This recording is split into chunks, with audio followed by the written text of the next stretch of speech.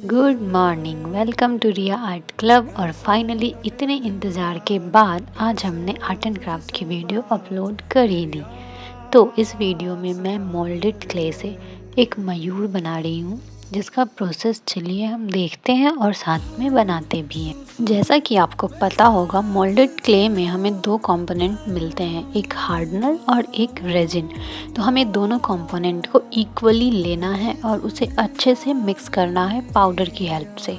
आपको क्ले तब तक मिक्स करना है जब तक वो पूरी तरह सॉफ्ट ना हो जाए, और जब आपका क्ले पूरी तरह से सॉफ्ट हो जाए तब आप उसकी चेकिंग इस तरह से कर सकते हो कि आप उसे फोल्ड करके देखो।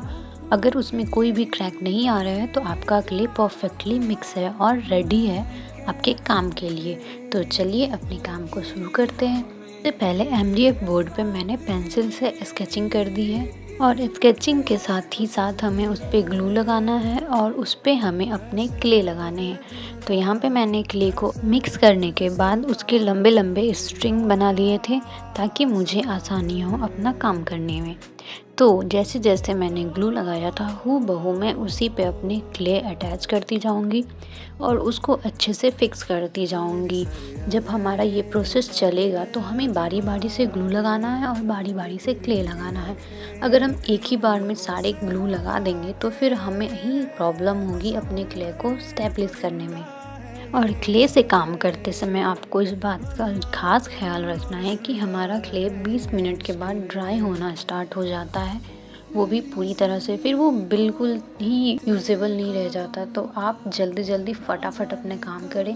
क्ले वर्क में एक और बात का खास ख्याल रखें कि आप जितनी ज़्यादा पाउडर का यूज़ करेंगे आपका क्ले उतना ही नॉन स्टिक होगा, नहीं तो फिर वो स्टिकीनेस से आप काम ही नहीं कर पाओगे। तो अब जब तक मैं इस मयूर, डाली और साइड के सर्कल को कंप्लीट करती हूँ, आप मुझे बताएं कि आपने क्ले वर्क से कभी काम किया भी है या नहीं। अगर नहीं किया है तो आप ट्राई ज़रूर कर सकते हैं, आपको ये बहुत मज़ा आएगा करने में। और देखिए, बातों ही बातों में हमारा ये क्ले वर्क पूरी तरह से रेडी हो गया है। अब हम इसे गैप देंगे क्योंकि क्ले को सूखने में थोड़ा टाइम लगता है। मैंने इसे 12 घंटे छोड़ा था। उसके बाद मैं इस पे जैसों का एक कोट लगाऊंगी ताकि सारे सरफेस इवन हो जाए। तो अपनी इस आर्टवर्क में जैसों का यूज़ करना हमारे लिए ही फ़ायदेमंद होता है, जिसके 2-4 लाभ तो हैं। तो सबसे पहली बात, हमारा पूरा सरफेस इवन हो जाता है। और चूँकि हमने ऑलरेडी इस पर एक जैसों का कोट लगाया हुआ है, तो जब हम इस पर पेंट करेंगे और हम अपने कलर लगाएंगे तो वो बहुत कम यूज़ होते हैं। तो जैसों की कितनी कोटिंग करनी है ये टोटली आपके ऊपर है। मैंने यहाँ पे एक कोट ही किया था। अगर आप चाहें तो इसे ड्राई होने दें 3-4 घंटे और फिर आप इस पे एक और कोट लगा सकते हैं, पर मुझे वो नीडेड नहीं लगा, तो मैंने एक कोट लगा के इसे अच्छे से 12 घंटे सूखने दिया है। और फिर उसके बाद मैंने इस पर कलर अप्लाई करना शुरू किया है। तो यहाँ पे मैंने सबसे पहले कलरिंग करी है अपने बैकग्राउंड की, क्योंकि बैकग्राउंड अगर फिनिश रहेगा तो हमें अच्छे से आइडिया रहेगा कि हमें कितने कलर को कहाँ यूज़ करना है। तो हमारे बैकग्राउंड की कलरिंग फिनिश होने के बाद हम आगे बढ़ेंगे अपने मयूर की कलरिंग पे। पर उससे पहले मैं आपको एक बात बता दूं कि जब भी आप कलरिंग करें तो आप खास ख्याल रखिए कि आप क्ले वर्क के हर एक कोने में रंग डाल रहे हो, क्योंकि अगर क्ले वर्क में कहीं भी कलर छूट जाएगा ना तो फिर वो बहुत ही भद्दा लगता है देखने में बाद में, जब वो अच्छे से रेडी हो जाता है। तो अपने आर्टवर्क के कोने कोने में और अच्छे से सावधानी के साथ कलरिंग करने के साथ ही हम आगे बढ़ चलते हैं अपने मयूर पे। क्योंकि मयूर में यहाँ पे डिटेलिंग है तो आपको बहुत ही सावधानी से कलर करना होगा।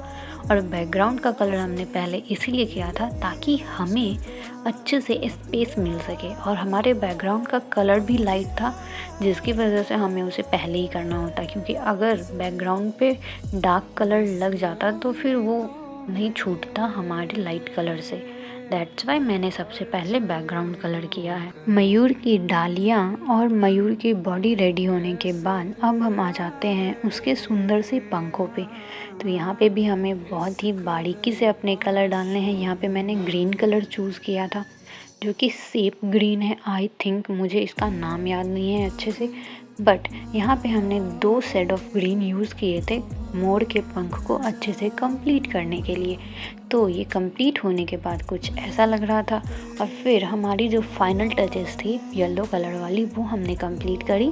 और फिर हमारा ये मयूर कुछ ऐसा दिख रहा है विदाउट मिरर। इस पर अभी हमें मिरर भी लगाना है, पर उससे पहले अच्छी खासे 12-14 घंटों के लिए हम इसे सूखने देंगे। उसके बाद ये छोटा सा ट्रांजिशन के बाद हम इस पर मिरर लगाना स्टार्ट करेंगे।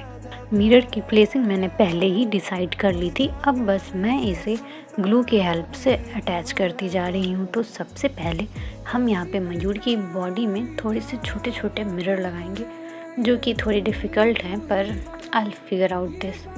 और फिर बारी आती है हमारे मयूर के पंख की, जिस पे मैंने अच्छे खासे बड़े वाले थोड़े से मिरर का यूज़ किया है। और ये सब कंप्लीट होने के बाद हम इसके आउटलाइन को कंप्लीट करेंगे ढेर सारे मिरर के साथ। और फिर हमारा फाइनल लुक कुछ इस तरह का था, जो कि मुझे काफ़ी पसंद आया। आपको कैसा लगा आप मुझे ज़रूर बताएं। और अगर आप इसे रिक्रिएट करते हैं तो मेरे इंस्टाग्राम, जो कि सेम नाम से है रिया आर्ट क्लब, उस पर आप मुझे टैग ज़रूर करना। और मैं मिलूँगी अब आपसे अपनी नेक्स्ट वीडियो में, तब तक के लिए बाय।